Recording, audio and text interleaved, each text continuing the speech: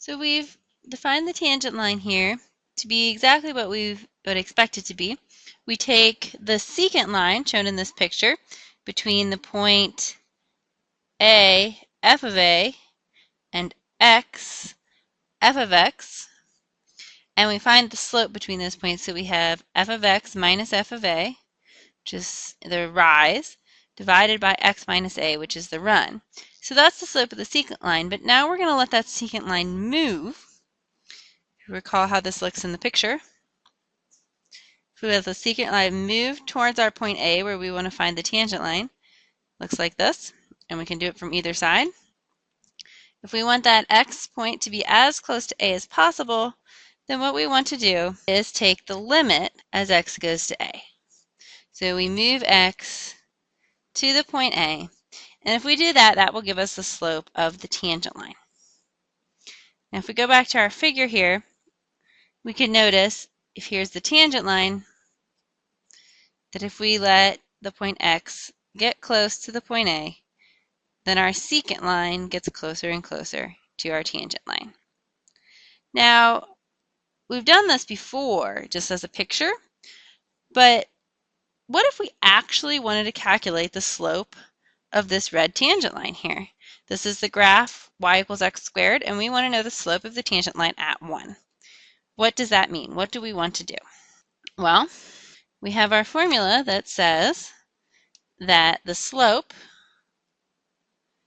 is equal to the limit as x approaches the point we care about here, that would be 1, of f of x minus f of 1 over x minus 1. So if we want to take that limit, first we need to figure out what f of x and f of 1 are. Well, our function, remember, was x squared. So we're going to have the limit as x goes to 1 of x squared minus 1 squared over x minus 1. And we want to take that limit as x goes to 1. Well, now this just looks like a limit that we've already done before in our limit section. And how do we do this limit? Well, we factor the top, right? Limit as x goes to 1 of x minus 1 times x plus 1 over x minus 1. Now we can cancel the x minus 1 factor out of the top and the bottom, and we're taking the limit as x goes to 1 of x plus 1, which is just 1 plus 1, which is 2.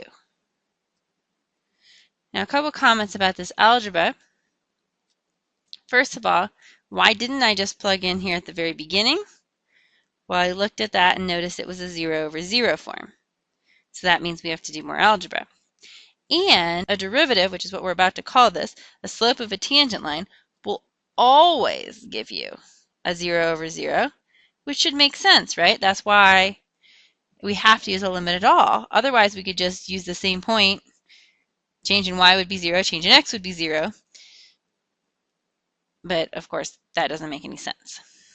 Slope of a tangent line limit, a derivative, will always give you 0 over 0. And so you're going to have to do some kind of algebra to simplify it. And in this case, we've gotten an answer of 2. So what that means is if we go to our graph over here, that this red line has a slope of 2. And if you look at it, it looks like 1, 1 is on this graph, and then 2, 3 is also on this red line. So it looks like it does indeed have a slope of 2.